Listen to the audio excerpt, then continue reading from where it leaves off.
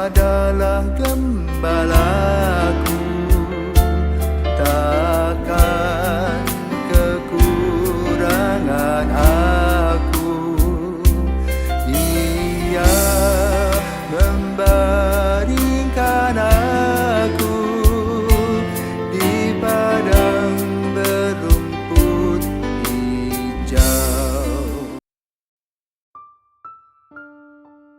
Selamat pagi saudara-saudari umat Allah yang terkasih dalam Kristus. Kembali lagi kita berjumpa dalam Sabda Siap Saji edisi Minggu tanggal 29 September 2024. Marilah kita awali Sabda Siap Saji kita pada hari ini dengan berdoa bersama-sama. Marilah kita berdoa dalam nama Bapa dan Putra dan Roh Kudus. Amin. Ya Allah, Engkau selalu memberi kesempatan kepada kami untuk berbuat baik. Semoga kami senantiasa memanfaatkan setiap kesempatan yang Kau berikan kepada kami itu. Dengan pengantaran Yesus Kristus, Putra-Mu Tuhan kami, yang bersama dengan Dikau dalam persatuan Roh Kudus, hidup dan berkuasa Allah sepanjang segala masa. Amin. Marilah kita mendengarkan firman Tuhan pada hari ini. Inilah Injil Yesus Kristus menurut Markus. Dimuliakanlah Tuhan. Pada suatu hari, Yohanes berkata kepada Yesus, "Guru, kami melihat seseorang yang bukan pengikut kita mengusir setan demi nama-Mu. Lalu kami cegah orang itu karena ia bukan pengikut kita." Tetapi Yesus berkata, "Janganlah kamu cegah dia, sebab tak seorang pun yang telah mengadakan mujizat demi nama-Ku dapat seketika itu juga mengumpat Aku. Barang siapa tidak melawan kita, ia ada di pihak kita. Aku berkata kepadamu, sesungguhnya barang siapa memberi kamu minum secangkir air oleh karena kamu adalah pengikut Kristus, ia tidak akan kehilangan ganjarannya. Barang siapa menyesatkan salah seorang dari anak-anak kecil yang percaya ini, lebih baik baginya jika sebuah batu kilangan diikatkan pada lehernya, lalu dibuang ke dalam laut. Dan jika tanganmu menyesatkan engkau, penggalah, karena lebih baik bagimu dengan tangan terkudung masuk ke dalam hidup daripada dengan utuh kedua belah tangan dibuang ke dalam neraka, ke dalam api yang tak terpadamkan. Dan jika kakimu menyesatkan engkau, penggalah, karena lebih baik bagimu dengan kaki timpang masuk ke dalam hidup daripada dengan utuh kedua kaki dicampakkan ke dalam neraka. Dan jika matamu menyesatkan engkau, cungkilah, karena lebih baik bagimu masuk ke dalam kerajaan Allah dengan bermata satu daripada bermata dua dicampakkan ke dalam neraka, di mana ulat-ulat bangkai tidak mati dan api tidak padam." Demikianlah sabda Tuhan. Terpujilah Kristus. Saudara-saudari umat Allah terkasih dalam Tuhan kita Yesus Kristus, dalam bacaan Injil yang baru saja kita dengarkan, kita mendengarkan bahwa para murid Yesus mendapati orang-orang lain yang bukan termasuk kelompok mereka mengusir setan dalam nama Tuhan Yesus. Lantas mereka tidak berhenti di situ saja. Mereka menanggapi perbuatan orang-orang itu dengan mencegah orang-orang yang mengusir setan dalam nama Tuhan Yesus. Pada titik ini kita melihat suatu kesombongan dalam diri para murid. Para murid merasa bahwa hanya mereka sajalah yang diberikan anugerah oleh Yesus untuk mengusir setan serta mengadakan mujizat. Memang pada titik ini benar mereka diberikan sebuah anugerah oleh Tuhan karena mereka adalah orang-orang terpilih. Namun, mengapa orang-orang lain yang tidak termasuk dalam golongan para murid mampu mengusir setan, mampu mengadakan mujizat bagi orang lain? Jelas ini dilakukan karena kepercayaan mereka dalam nama Yesus. Mereka mengusir setan dan mengadakan mujizat dalam nama Tuhan Yesus. Bahwa artinya hanya karena nama Yesuslah pengusiran setan atau pengadaan mujizat dapat berhasil. Hanya karena Yesus. Dalam kehidupan kita sehari-hari, entah dalam kehidupan menggereja atau dalam kehidupan bermasyarakat, kita kerap kali merasa bahwa kita adalah orang yang paling benar. Dalam kehidupan gereja misalnya, kita merasa kelompok kita adalah kelompok yang paling benar. Sementara kelompok-kelompok yang lain adalah kelompok-kelompok yang tidak benar. Bahkan kelompok-kelompok yang sesat.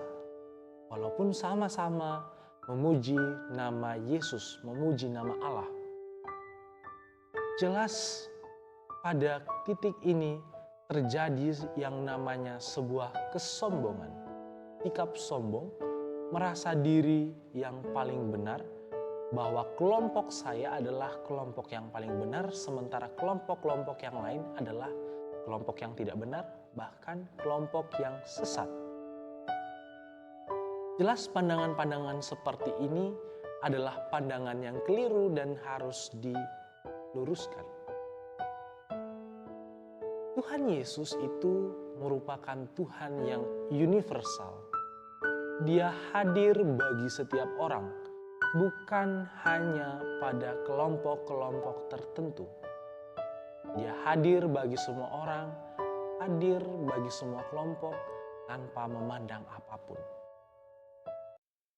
Karena itu tidak benarlah bahwa ada kelompok-kelompok yang merasa dirinya benar, sementara orang lain itu sesat. Maka kita perlu untuk memeriksa diri kita kembali. Apakah kita bersikap sombong ataukah kita menghargai orang-orang lain yang juga percaya kepada Yesus namun dalam cara yang berbeda?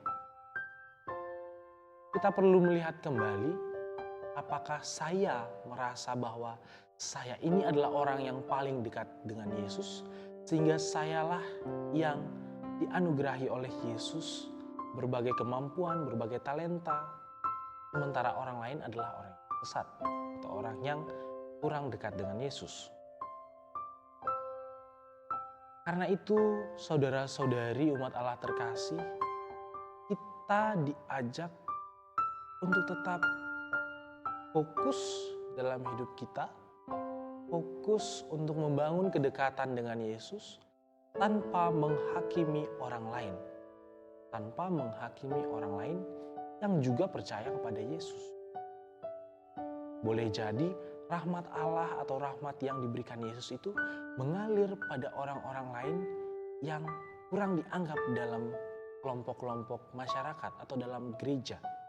Boleh jadi rahmat Allah itu mengalir sangat deras, mengalir luar biasa dahsyat dalam diri mereka.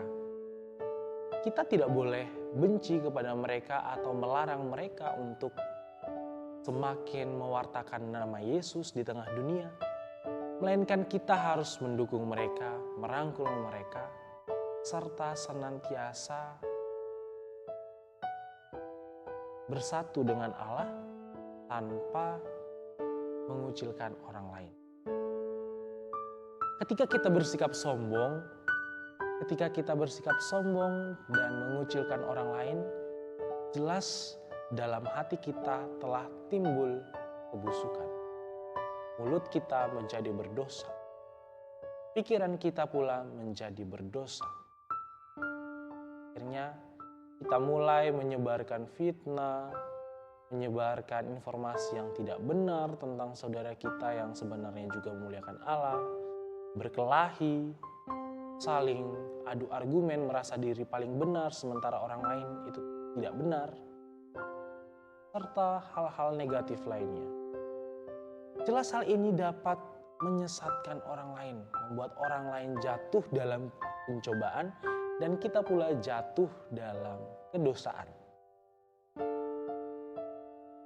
Sebagaimana yang disabdakan oleh Yesus dalam Injil, jika mulutmu berdosa atau jika tanganmu berdosa, penggalah. Jika kakimu menyesatkan engkau, penggalah. Jika matamu berdosa, cungkilah. Jelas, kita tidak bisa menafsirkan firman ini secara lurus-lurus. Karena kalau kita refleksikan kehidupan kita, mungkin kita menjadi manusia tanpa organ tubuh. Artinya apa? Kalau mulut kita, hati kita, bagian-bagian tubuh kita membuat kita jatuh dalam dosa, maka kita diajak untuk kembali bertobat. Kita diajak untuk kembali merenungkan firman Tuhan, bertobat dari segala dosa dan kesalahan yang kita perbuat. Karena tubuh kita itu sebenarnya adalah bait Allah, bait Roh Kudus. Tidak benar kalau misalnya karena mulut kita jatuh ke dalam dosa. Karena tangan kita, karena mata kita atau kaki kita atau bagian tubuh yang lain, kita menjadi berdosa. Dengan tubuh kita senantiasa diajak untuk memuliakan Allah. Dengan cara berdoa, memuliakan nama Tuhan, bantu orang lain. Bukan untuk saling menghakimi serta menjatuhkan orang lain. Karena itu, saudara-saudari umat Allah yang terkasih, firman pada hari ini mengajak kita untuk tetap menghargai sesama kita, mencintai sesama kita yang juga percaya kepada Yesus, walaupun dia percaya dengan cara yang berbeda. Kita tidak boleh menghakimi orang lain, tapi merangkulnya sebagai saudara. Karena itu, saudara-saudari umat Allah yang terkasih, marilah kita kembali dalam diri kita, meriksa batin kita apakah selama ini saya sudah mengasihi sesama saya atau kerap kali menghakimi atau bahkan mengucilkan sesama saya serta menganggap diri sebagai orang yang paling hebat, penuh kuasa, dekat dengan Allah dan jadi akhirnya merasa sombong. Maka Bapak Ibu, maka saudara-saudari umat Allah terkasih, kita harus kembali pada diri kita, berdoa dan mendekatkan diri pada Allah. Demikianlah Sabda Siap Saji pada hari ini. Semoga kita dapat bertumbuh menjadi anak-anak Allah yang senantiasa memuliakan nama Allah. Sekian dan terima kasih. Sampai berjumpa di lain kesempatan.